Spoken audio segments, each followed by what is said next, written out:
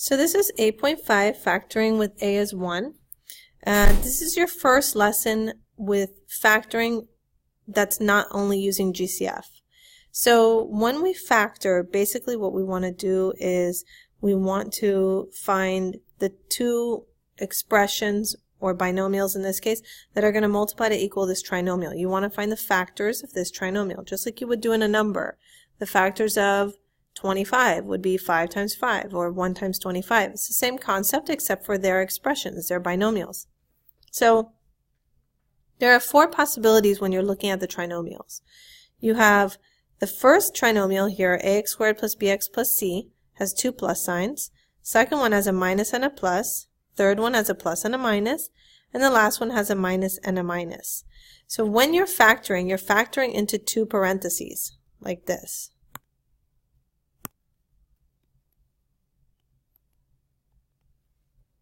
Just like we were doing before with the foiling, now it's kind of like reverse foiling. So you're putting it into the 2 parentheses.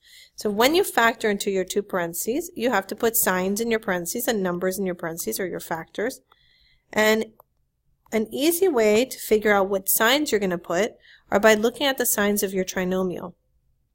So the first sign tells you what the first sign in each parentheses will be.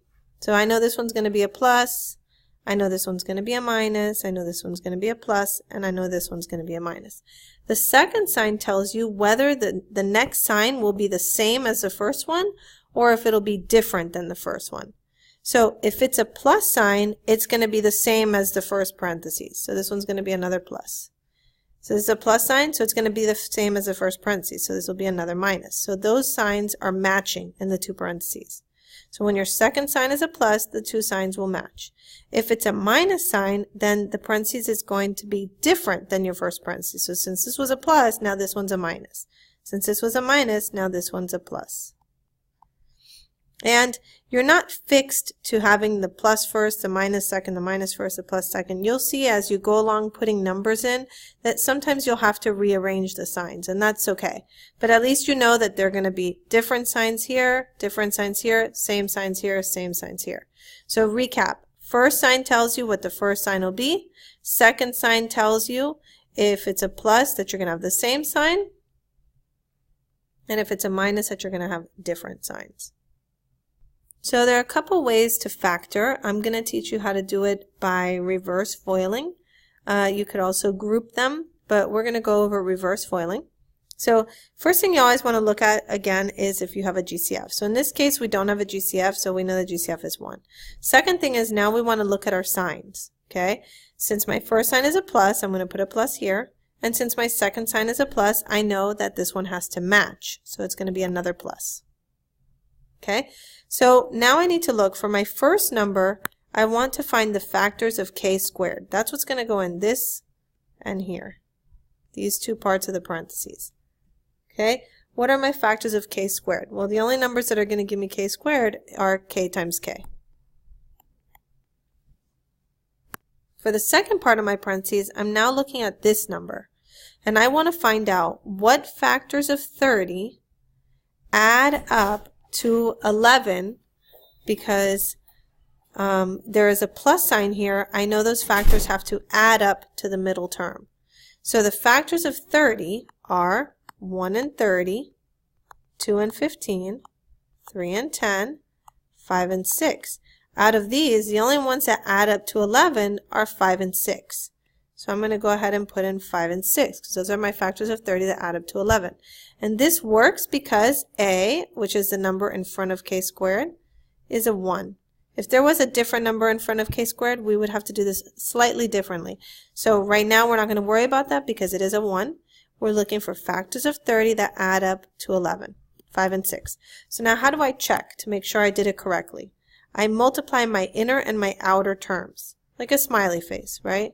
So my inner term, positive 5 times positive k, is a positive 5k. My outer terms, positive k times positive 6 is a positive 6k. And if I combine these, I get 11k.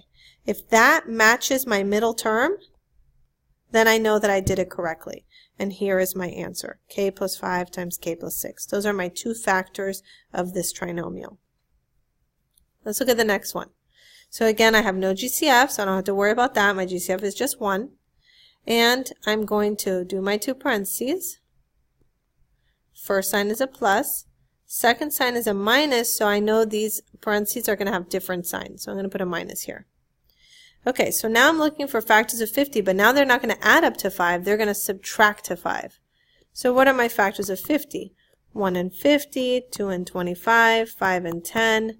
So let's see, this doesn't subtract to 5, this doesn't subtract to 5. Oh, 5 and 10 subtracts to 5. So I know my factors of x squared are going to be in the first part of the parentheses.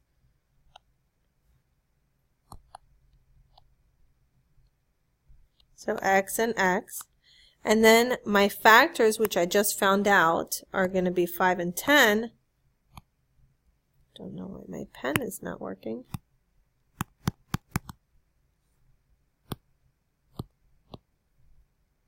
So I plug those in. So I have a 10 here and a 5 here. I do my check. So now watch what happens with this check. I get a positive 5x. And I get a negative 10x. So that gave me a negative 5x. Does this match my middle term? No, because my middle term is positive. So now I know that I have to flip my signs. Because if I make this one a negative and this one a positive, now I'm going to get a negative 5x and a positive 10x, which will give me a positive 5x, and that matches. So if you ever get your middle term correct, but the sign is wrong, try flipping your signs and see if that solves the problem. So try doing these examples on your own. Look at the signs and look for your factors of the third number. Okay, go ahead and check your answers. This one I think is a little bit tricky because most people tend to use the factors 4 and 2, and it's 8 and 1.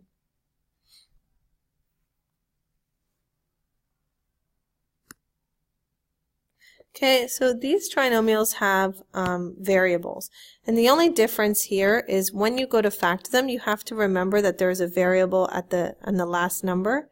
So here I would do my signs, which are plus. This tells me they're going to be different, so minus. M and M gives me m squared, and then my factors of 27 that subtract to 6 are 9 and 3.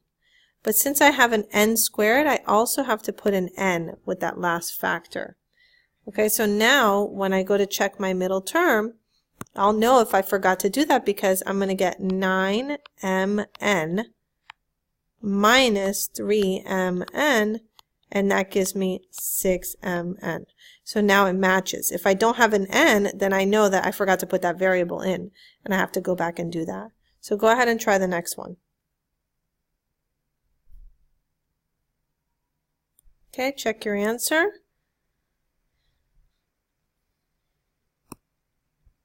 So lastly, we're looking at this one. A rectangle's area is x squared minus x minus 72. What are the possible dimensions of the rectangle?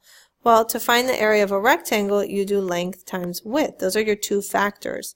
So when you're using a trinomial, you need to find the two factors of the trinomial to get the length and the width, the dimensions. So if I take this, x squared minus x minus 72, and I factor into two parentheses, now I have two factors, a length and a width, my two dimensions. So really all I'm doing is factoring here. I know my signs are going to be different because of that last sign. Factors of x squared are x and x, and the factors of 72 that subtract to 1 are 9 and 8. Just in case, I do my check. Negative 9x, positive 8x gives me a negative 1x. So I know that these two are my factors of my rectangle.